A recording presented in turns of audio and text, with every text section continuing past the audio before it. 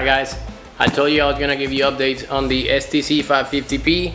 After talking to them, the machine was definitely defective. Here is the new one. So I'm not gonna go ahead and show you all the open box again because it's already on that one video, which I'm gonna link it right here, and you can go over there. If you haven't seen it, you can go there and look what's inside the box. You can see how to hook up the machine together and how it operates.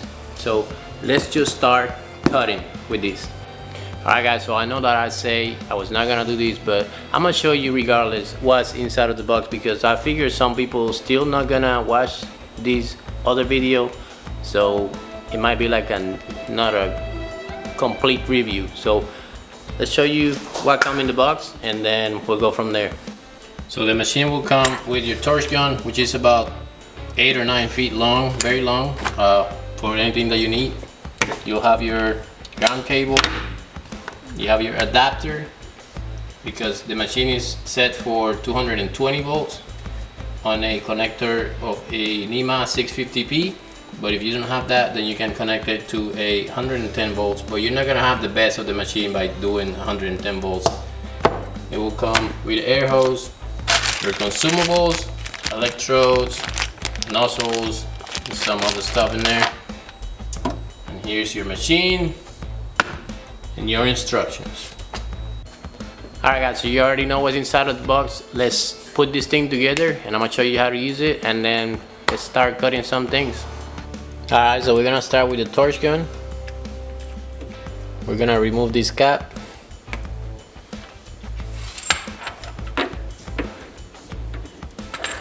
And we're just gonna twist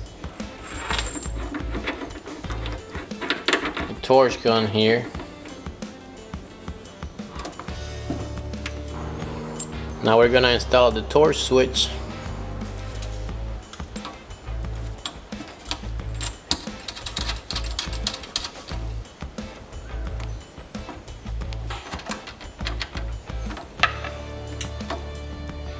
And the pilot arc cable.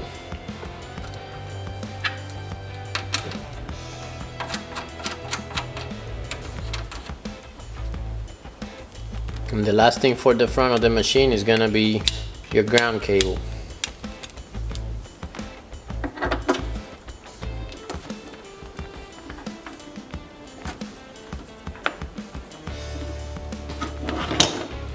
So here is your quick disconnect for your air hose, and here is the switch to turn it on and off.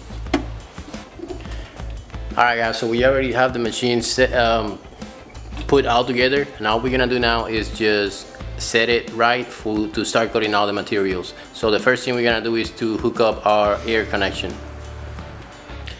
If we don't hook up our air hose, when we start the machine, it's gonna give us a error code. And this time I'm only gonna do it on purpose just so you can see the error code that the machine will give you.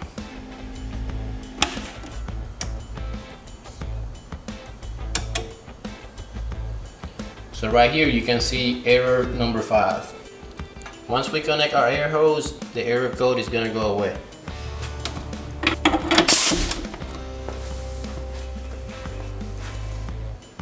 Okay, so the way it works, in here we can choose to cut a solid metal plate or a metal mesh. And here in this knob we can adjust our amperage. You go all the way to 55 on 220 volts down to 15 amps. For the unit, you're gonna have the post time and the pilot arc time. So the post time, we go all the way down from 3 seconds to 15 seconds. And the post time, all it's gonna do is to keep releasing air through the machine to let the consumables cool down.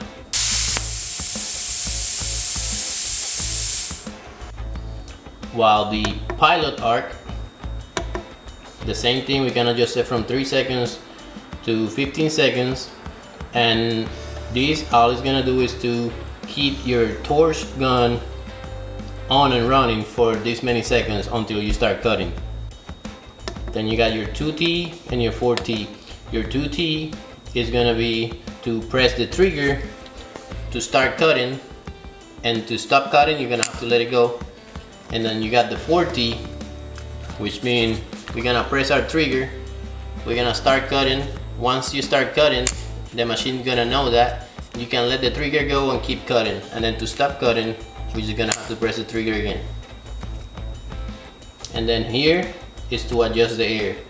So you press this button and you pull this knob.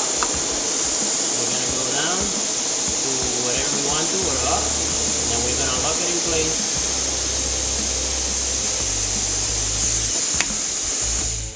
And that's how we adjust the air. So in the instructions you're gonna have a table chart which will tell you a guide of the amperage that you need and the pressure, the air pressure that you need to cut that type of material. Just remember to ground whatever you're gonna be cutting.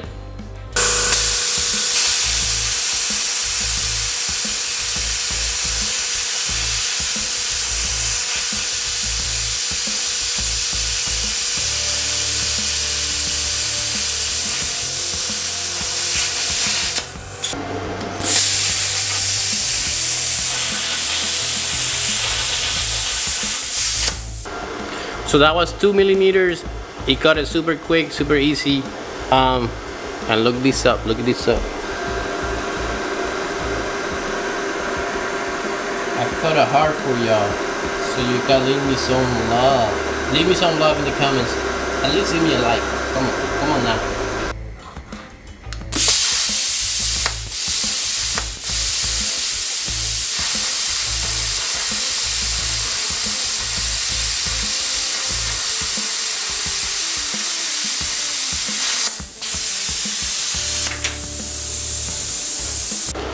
Alright guys, so this was 3/16 of an inch, and he cut it pretty clean. It got a little bit of slack in the bottom.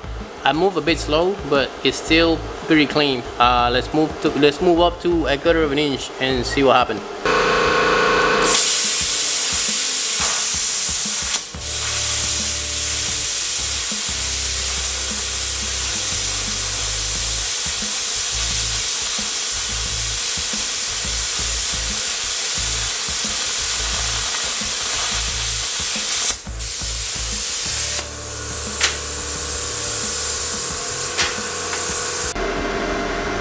Guys, check this out. Look at how clean that is.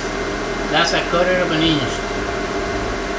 That's only 35 amps, and the machine go up to like 55 amps. That is super clean cut. So I don't have anything that is 1/2 inch, which is supposed to be the maximum thickness for this machine to cut. But what I did is I put 2 1/4 of an inch together, which is about 1/2 inch after I measure it. So I just want to see if he cut it or not. So let's try.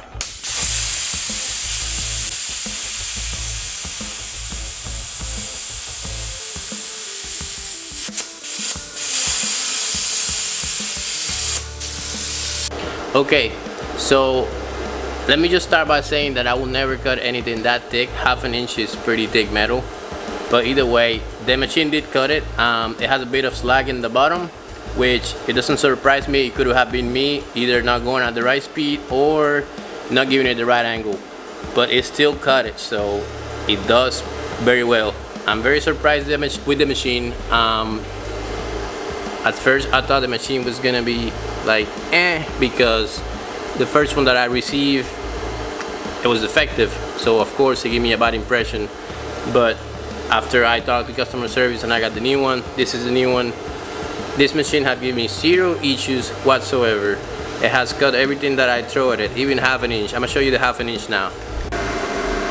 So again, it will cut it. It has a bit of slack, and it could have been just my speed, not the right angle, but that's pretty thick.